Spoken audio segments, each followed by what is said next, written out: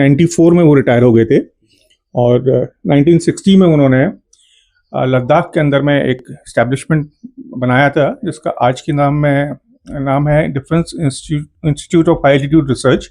और उस समय जब उन्होंने बनाया था उसका नाम था फील्ड रिसर्च लेबोरेटरी। वो लेह शहर में, जैसे परतापुर में, कारगिल में, और फिर उन्होंने यहाँ पर डाइबर, जो आज के नाम से गोरापड़ाव में जाना जाता है, उस समय उसको एस्टेब्लिश किया था। तो अभी हम कुछ इनकी फोटो हम आपको दिखाते हैं जो उस टाइम पे हुई थी। सामने में ये फोटो है जो डिटेल के साथ हम आपको दिखा रहे हैं। ये फोटो किन किन के साथ है इनकी? ये प्रधानमंत्री हैं चंद्रशेखर जी, उनके साथ है।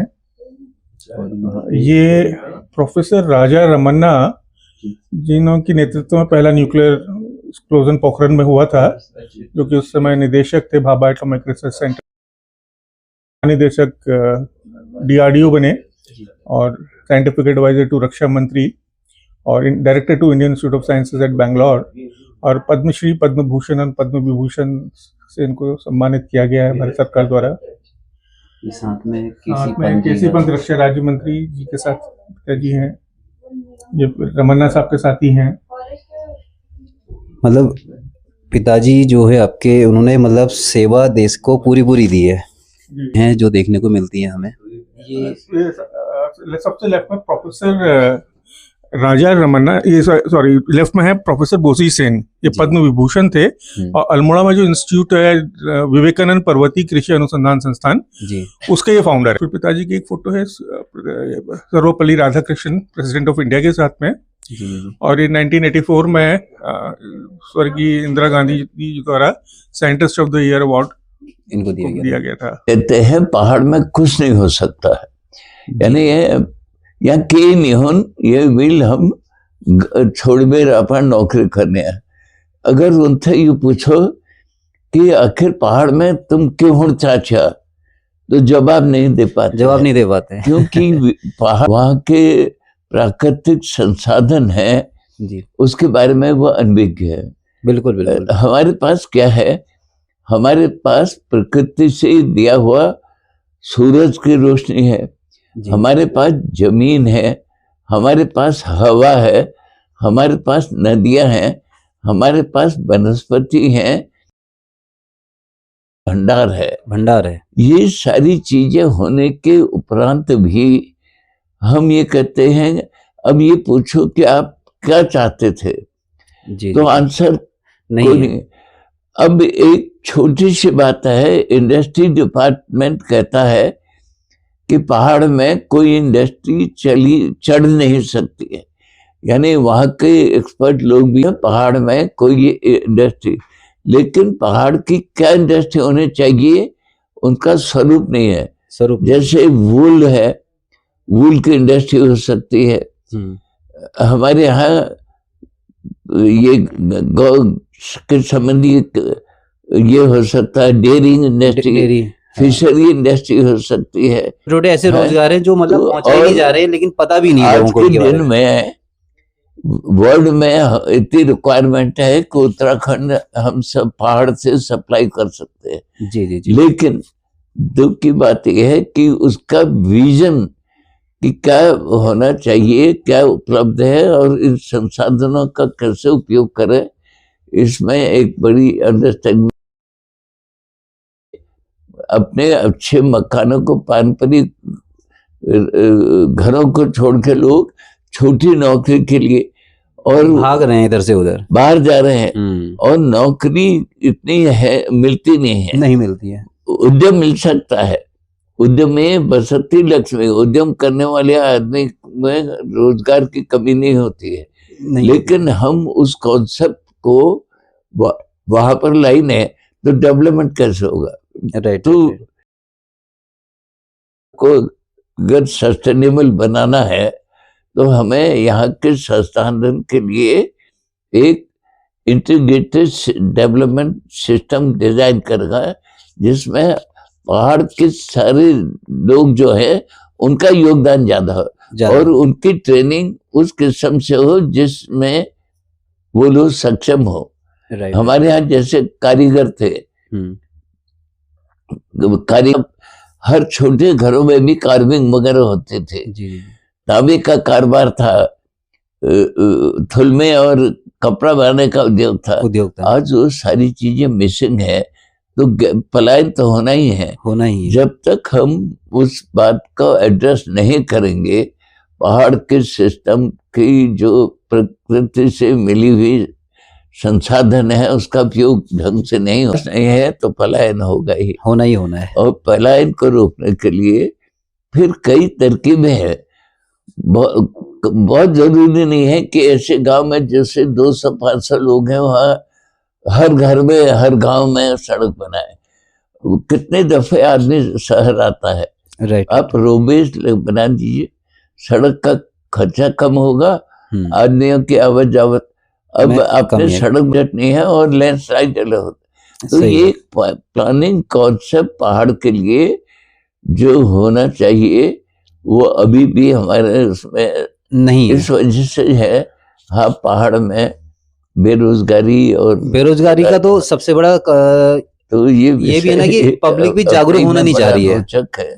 पब्लिक भी जागरूक होना भी नहीं चाह रही है इस वक्त। लोगों को क्या है कि थोड़ा सा पैसा मिल जाए तो सही यूज करेंगे, मार्गदर्शन हो जी इनका उपयोग कैसे करें, है ना। जी। तो मैंने कई जगह कई ढंग से मैंने ज्यादा ट्रांस हिमालयन जोन में काम किया है, स्टार्टिंग फ्रॉम लद्दाख, हिमाचल में कुल्लू, मनाली और ये लाहौर स्पीति वैली में जो 12,000 फुट 14,000 फुट, वहाँ उत्तराखंड के सीमावर्ती गांव में है, उधर तवांग और ये समझ सकता हूँ कि वहाँ की स्थिति क्या रही है और क्या होना चाहिए। जी। अगर वो आदमी का दृष्टिकोण उस तरह का नहीं बनेगा तो विकास नहीं जो है, हम इंटीग्रेटेड डेवलपमेंट सिस्टम नहीं ला पाएंगे। यही मेरा आपने जो देश को इतनी सेवा दी, इतने लंबे समय तक आप DRDO में एक साइंटिस्ट रहे, और मतलब भावना है जो आप पब्लिक को देना चाहते हैं। हमने सीमावर्ती क्षेत्र में जहां पर के गांव में कुछ नहीं उपज होती है, भारतवर्ष में हम प्रथम लोग थे जिन्होंने प्रोटेक्टेड एग्रीकल्चर का, इसका मतलब है ऐसे स्थान में जहां प्राकृतिक रूप से खेती नहीं हो सकती थी, ग्रीन हाउस टेक्नोलॉजी का वहां पर हमने इंडिया का पहला ग्रास हाउस वहां बना दिया था। आज के दिन में घरों में पॉली हाउस और ये बन रहे हैं। तो योगदान हमारा ये था। हम लोग सूरज की रोशनी से मकान गर्म करना, खाना बनाना और डिस्टिल वाटर बनाना, सोलर से डेयरी साइंस में पोल्ट्री है, गोट है, फिशरी है, रैबिट है, यहाँ तक कि पिग फार्मिंग भी किया। और हर जगह में, हर बेल्ट में हमें लगा का इनका पोटेंशियल है। हम लोग ने नेशनल लेवल में एंटार्क्टिका में भी पहला मिशन भेजा, जिसमें कि हाइड्रोपोनिक टेक्निक से, और यही हिमालयन रीजन नहीं, हमने रेगिस्तान में कैसे कैमोफ्लेज किया जा सकता चीजों के लिए, उसके लिए भी काम किया और वो बहुत सक्सेसफुल हुआ। हमारे साथ जो प्रोजेक्ट हुए नेशनल लेवल के थे, जिसमें डिपार्टमेंट ICAR का सहयोग था, यूनिवर्सिटी, और यहाँ तक कि पहाड़ के लोगों को PhD का कोर्स भी करवाया हमने, बहुत वहां से निकले हुए हैं। मतलब आपने अपनी लाइफ में जो है काफी संघर्ष किया, मतलब पब्लिक को देखते हुए, जनता को देखते हुए, देश के लिए मतलब काफी कुछ करने की। 62 की लड़ाई चीन के साथ जो हुई, उसे लद्दाख एरिया में था। अच्छा। और उसके बाद जो पाकिस्तान से हुई वो लड़ाई के वक्त में मैं फील्ड एरिया में था। तो मुझे फील्ड के जवान जो ऊपर यहाँ तक बंकर में रहने का भी अनुभव हुआ, काफी अच्छा अनुभव। तो वो सारी परिस्थितियां देख करके आज के पर न तो हम राज्य की तरफ से सोच पा, दृष्टि वो दृष्टि चाहिए एक सिद्धांत है, जो घरों में लड़ाइयाँ होती है जर जोर जमीन के लिए होती है। आप जी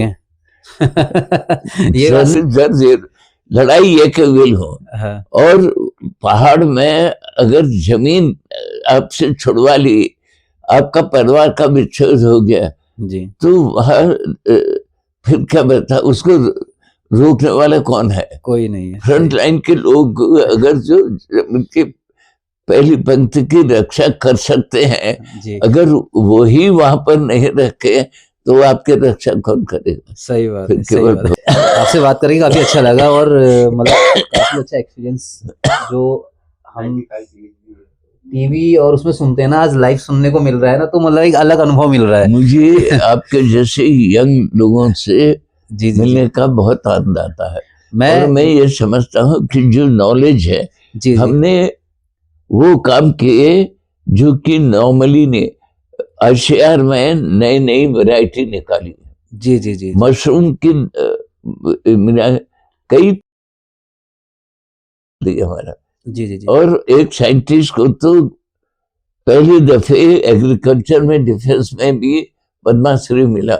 वो मेरे साथ में काम किए हुए हैं, बहुत बढ़िया। डॉक्टर ब्रह्म सिंह, है ना? डॉक्टर ब्रह्म सिंह। तो अच्छा, जिनकी फोटो अभी आप हम यहाँ पे देख ब्रह्म रहे सिंह का नहीं है अच्छा, ये यहाँ तो पे डॉक्टर रमन्ना साहब भी है। अच्छा, रमन्ना साहब जी का यहाँ पे। वो जो एटॉमिक एनर्जी के, अच्छा अच्छा अच्छा, तो हर लोगों से मेरा इंटरेक्शन होता रहता है। मतलब देश के लिए आपने काफी कुछ किया, काफी कुछ पब्लिक को देने की कोशिश की, काफी कुछ दिया मुश्किल भी है। ये है आज के दिन में जब ज्यादा जरूरत है। आप ये बताइए, धराली में इतनी भारी घटना घटी जी जी जी और मेरे देखते देखते ये मैं बार बार कह रहा था कि आप वहां पर टूरिज्म को स्थायित्व रूप में बनते जाओ, आप ट्रैवल रूप में रखें। मूवेबल हो, हाँ, मूवेबल हो, वहां ट्रैवल बिल्डिंग हो। मत बनाओ 4-4 5-5। अब सरकार ने उनको सब्सिडी दी, बाहर लोगों को पैसा लगाया, उन्होंने यहाँ के आदमी के लीज दे दे जमीन में, जी जी जी वो मकान बना लिए। अब एवलांच हुआ तो समय खेती करते, उसके बाद अपना 10 के बाद ये भी एक्सपेरिमेंट करके मैं छोड़ दिया था धराली में सरप्लस सब्जी उगा करके जी। यंग लड़कों को जो इंटर पास चाहिए उनको रोजगार दिला दिया हमने। बहुत रोजगार बड़ी क्या बात है। कि पोल्ट्री वो लाते थे गंगा नदी के किनारे, हमने कहा मछली पालन करो, सब्जी उगाओ, इनको ताजा खिलाओ, जो पैसा कमा लेते थे वो बचा। अब क्या हुआ, पैसा खींचने की नौबत आई तो आपने 5-6 स्टोरी बिल्डिंग वहां बना दी है। क्या जरूरत थी वहां पर? कोई जरूरत नहीं तो थी वहां वो पर। आपकी विजन ये डेवलपमेंट का था, उसी ने कि इतने लोगों की जान चली गई ना, बहुत लोग मरे। क्योंकि मैं वहां पर रहा हूँ, गांव वालों से संपर्क है, उनके दर्द को लेकिन मैं आपसे शेयर नहीं कर सकता हूँ। नहीं सही महसूस करता हूँ जी जी जी कि कितना उनको तकलीफ हुई होगी, जी जी किस वजह से उनकी डेथ हुई वहां। जी जी जी उनका कसूर तो नहीं। एयरपोर्ट तक वहां हेलीपैड सारा दब गया उसमें। बहुत सारी क्षति हुई है उसमें, बहुत सारी क्षति हुई। उसकी प्लानिंग पहाड़ के ढंग के होनी चाहिए थी, वो नहीं होता। इसलिए जो कॉन्सेप्ट है, हम जमीनी हकीकत से जो प्राकृतिक संसाधन हमारे पास उपलब्ध है जी जी उसका ढंग से उपयोग करके, और इंडस्ट्री का जहाँ है हम इंटरनेशनल लेवल की चीज कर सकते हैं। जब चीन हर्बल में नंबर 1 वर्ल्ड में है और हम लोग का इलाका उनसे भरपूर स्थित हुई है, तो हम सही बात है, हमारे पास चीन से ज्यादा परंपरागत ज्ञान था आयुर्वेद का। जी, तो कहाँ है आयुर्वेद? तो ये कहना गलत है। अगर हम आयुर्वेद की बात करें तो आधा आयुर्वेद तो हम ये कह सकते कि बेच दिया है?